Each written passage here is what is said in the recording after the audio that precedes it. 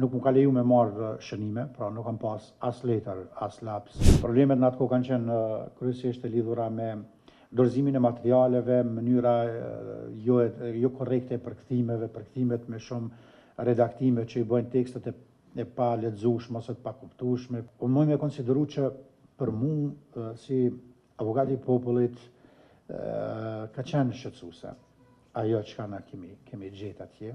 Ajo çka ne kemi vrejt e para është mënyra se si jemi trajtuar ne dhe fakti që vizitat janë kryer në rrethana të monitorimit plot, pra e para jam leju vetëm unë me i taku, jo pjesa tjetër e stafit.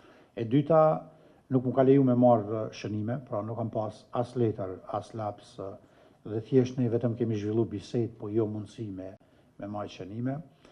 Tjetra që ka qenë shqetësuese është fakti se këtë procesi është vëzhguar me 2 kamera, pra në derën përballë nesh kanë qenë 2 kamera që unë nuk e dija kanë qenë funksionale ajo. Konsideroj që fakti që gjykata nuk ka monitorim, pra nuk ka asnjë lloj mbikëqyrje, nuk ka raportim, asnjë institucionit Kosovës nuk i raporton dhe askush deri sot nuk ka kërkuar raport nga kjo gjykatë. Lehtësisht ngrit dilema nëse kjo gjykatë po vepron në plotëni ose në përputhje të plot me standardet në të cilat veprojnë gjykatat dhe sistemi i drejtësisë në Republikën e Kosovës.